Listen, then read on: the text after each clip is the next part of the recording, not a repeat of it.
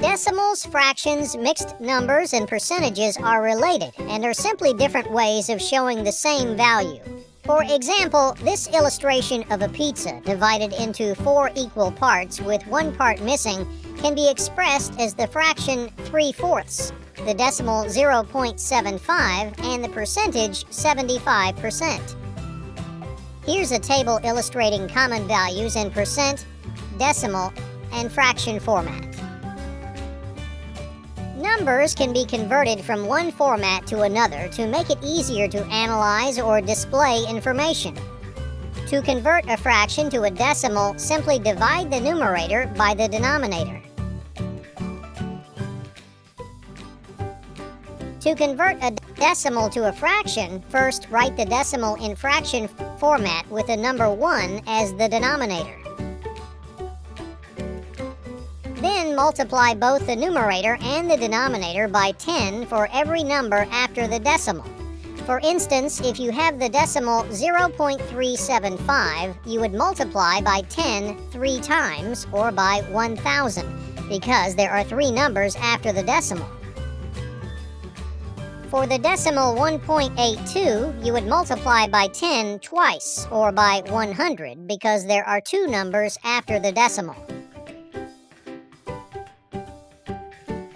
In this example, the decimal 0.75 has 2 numbers after the decimal point. So we multiply by 100 for both the numerator and the denominator. Finally, we take the resulting fraction and simplify it if required. This fraction simplifies to 3/4.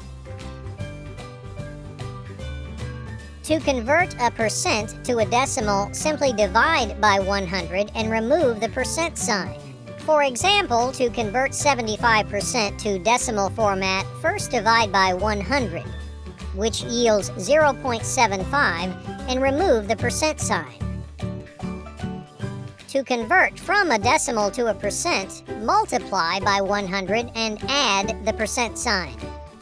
To convert 0.75 to percentage format, first multiply by 100, then add the percent sign.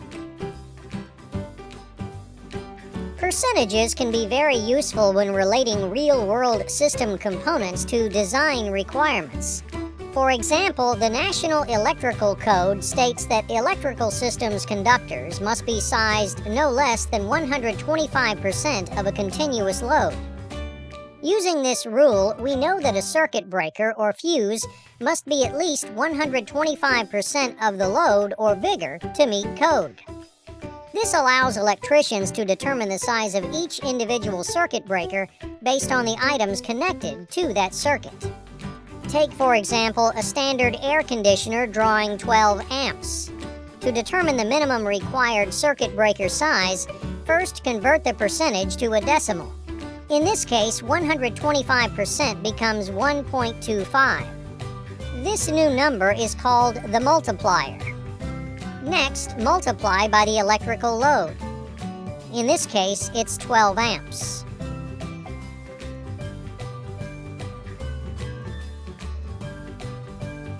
Many times, a system will call for a percent increase or decrease of a certain component.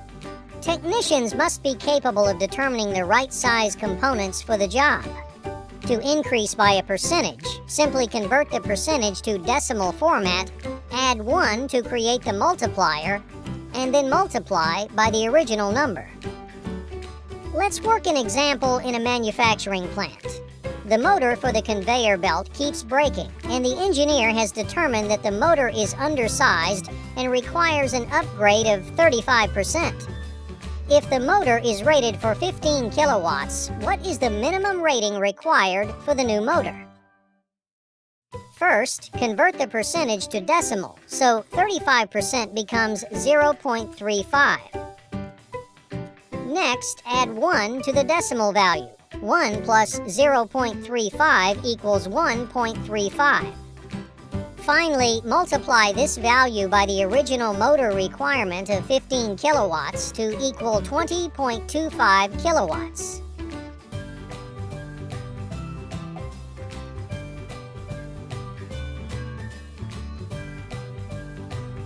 Decreasing by a percentage can also be a useful operation to field technicians and in everyday life.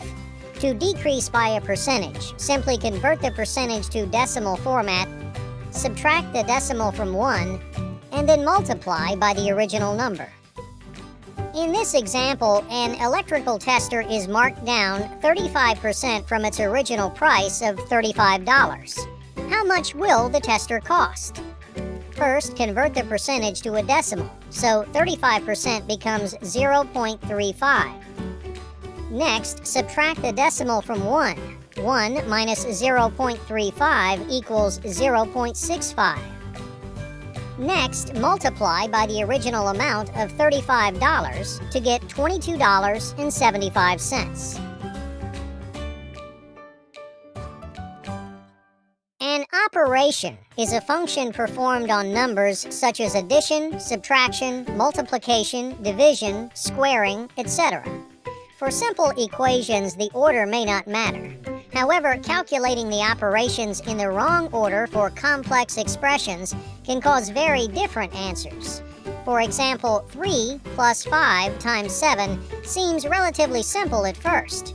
3 plus 5 is 8 times 7 equals 56. But what if the operations were in a different order? 5 times 7 is 35, and 3 plus 35 equals 38. We calculated two very different answers for the same problem, simply because we didn't follow the same order of operations. The term order of operations defines a technique that standardizes the way in which arithmetic operations are accomplished. The rules for order of operations are as follows. Do operations within parentheses first. Next, resolve any exponents. Then multiply or divide from left to right. Finally, add or subtract from left to right. For problems concerning order of operations, remember that the fraction bar can be used to indicate a division sign. The fraction line should be treated like a parenthesis for both the numerator and the denominator. Let's practice. Here's a rather complex arithmetic expression. The first step in solving this sequence is to accomplish operations within parentheses first. 5 times 3 is equal to 15, so the expression is reduced as follows. Next, resolve the exponent. 2 raised to the second power is equal to 4. Then, accomplish any multiplication or division, starting at the left and working to the right. The first operation involving multiplication or division is 7 times 2, which is 14. Continuing to the right, the next operation involving multiplication or division is 4 divided by 2, which is 2. The final step is to accomplish any addition or subtraction starting from left to right. 14 plus 15 is 29, and 29 minus 2 is 27. The final answer to the original expression is 27. Let's work an example. In electrical circuits, the current can be found by using the equation I equals V divided by R, where I is the current, V is the voltage, and R is the resistance. In this simple circuit, the resistance is found by adding all the resistors in series. Since 3 of the resistors are the same value, we can multiply 3 times that value and add this to the remaining resistor values to find the total resistance. To determine the final value for the current, we substitute the values for voltage and resistance and apply the appropriate order of operations. First, accomplish any operations in parentheses first. There are no operations in the numerator, but there are several operations in the denominator. Within the parentheses, resolve any exponents. There are none here. Next, accomplish multiplication and division from left to right. 3 3 times 5 yields 15. Then, accomplish addition and subtraction from left to right. 15 plus 15 plus 20 equals 50. Finally, simplify the answer. The total current in the circuit is equal to 2.